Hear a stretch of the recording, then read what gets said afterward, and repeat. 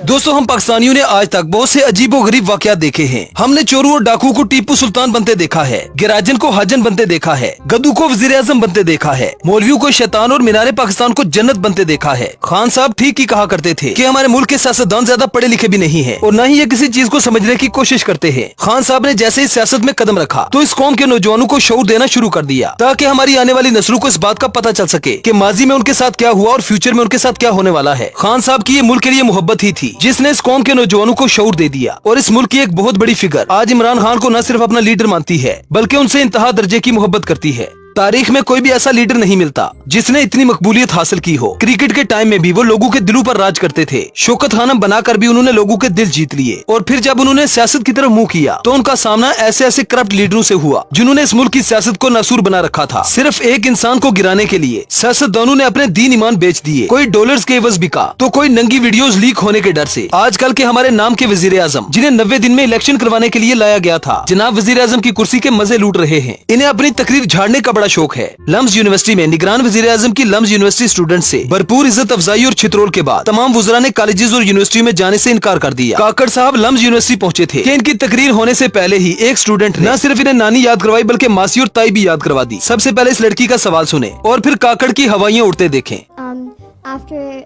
The Punjab and KP governments got dissolved. You're supposed to hold elections in 90 days.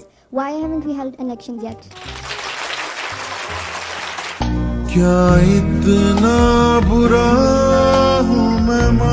लड़की के सवाल पर काकड़ साहब के तोते उड़ गए। लड़की ने काकड़ साहब की दुखती रग पे हाथ रख दिया। इसके सवाल का जवाब देना तो दूर की बात, काकड़ साहब कोई रास्ता ढूंढ रहे थे जहां से वो भाग सकें। निगरान वजीर आजम साहब सोच रहे थे कि मैं लम्स यूनिवर्सिटी में बच्चों को जब लेक्चर दूंगा तो हर तरफ से तालियां बजेंगी, मुझे हर तरफ से अप्रिशिएट किया जाएगा। लेकिन बेचारा नहीं जानता था कि वहाँ पर भी उसकी छित्रोल ही होगी। बच्चों ने भिगो भिगो कर जूते इसके मुंह पर मारे। अब जाहिर है कि ऐसा वजीर आजम जिसे सिर्फ इलेक्शन करवाने के लिए लाया गया था, वो इलेक्शन करवाने के बजाय लम्स यूनिवर्सिटी क्या कर रहा था। काकड़ साहब से जिस स्टूडेंट ने भी सवाल किया, हर एक सवाल हकीकत पे मबनी और तकलीफ दे सवाल था। यहाँ तक कि एक स्टूडेंट ने काकड़ साहब को ऐसे झाड़ा जैसे वो टाट पर बैठा हुआ कोई स्टूडेंट है। इसके बाद प्रोग्राम जारी रहा या खत्म हुआ? सर, सबसे पहले तो सर मैं अपने दुख का इजहार करना चाहूंगा कि सर आप एक यूनिवर्सिटी आए और आप फिर भी 50 मिनट लेट आए। बेशक केयर टेकर प्राइम मिनिस्टर हो, उसे इनकी इज्जत नहीं, या फिर मुझे लगा कि शायद इनकी इज्जत नहीं। काकड़ साहब को अगर पता होता कि उनकी इतनी कुत्तू वाली होने वाली है तो वो कभी भी लम्स यूनिवर्सिटी में आने की गलती न करते। इस लड़के ने कहा कि बेशक आप वजीर आजम है, चाहे आप निगरान वजीर आजम ही क्यों न हो, आप 50 मिनट लेट हैं। आपने हमें और हमारे टीचर्स को 50 मिनट इंतजार करवाया। हम सब कुछ छोड़ छाड़ के आपके इंतजार में बैठे रहे। इसका मतलब ये हुआ कि आपको तालीम की कदर नहीं। हर एक स्टूडेंट के सवाल पर हॉल में तालियां बजती रही। दूसरी तरफ काकड़ साहब के पसीने छूटते रहे।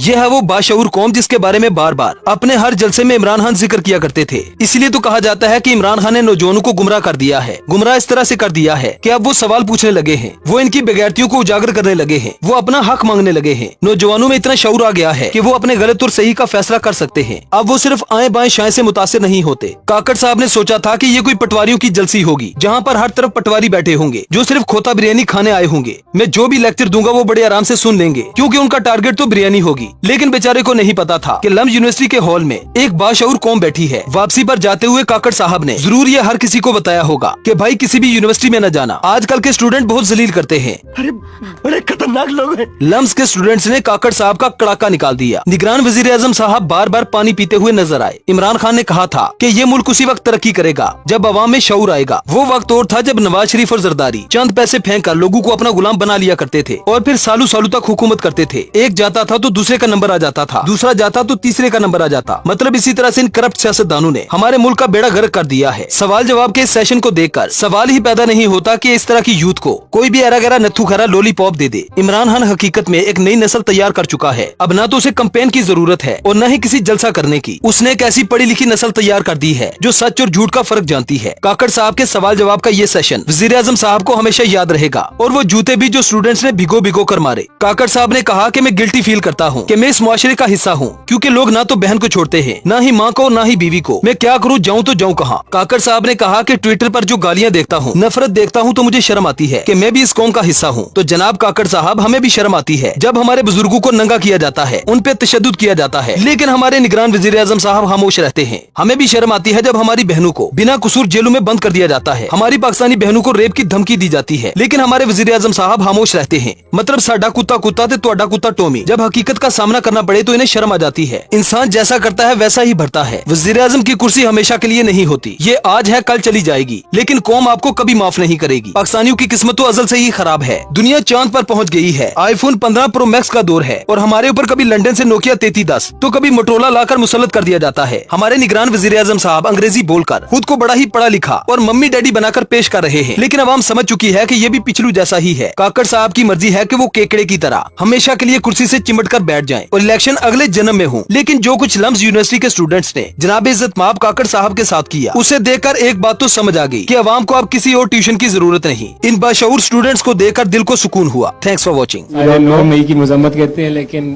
पीटीआई वाले सारे गायब हो गए और करते कराते पीपी का एक चेयरमैन मेयर इलेक्ट हुआ था। Why did you feel like, what was the motive behind this invite, or rather you're coming to LUMS? I want to know. नहीं प्रोग्राम किधर जारी रहा, प्रोग्राम तो बढ़ गया।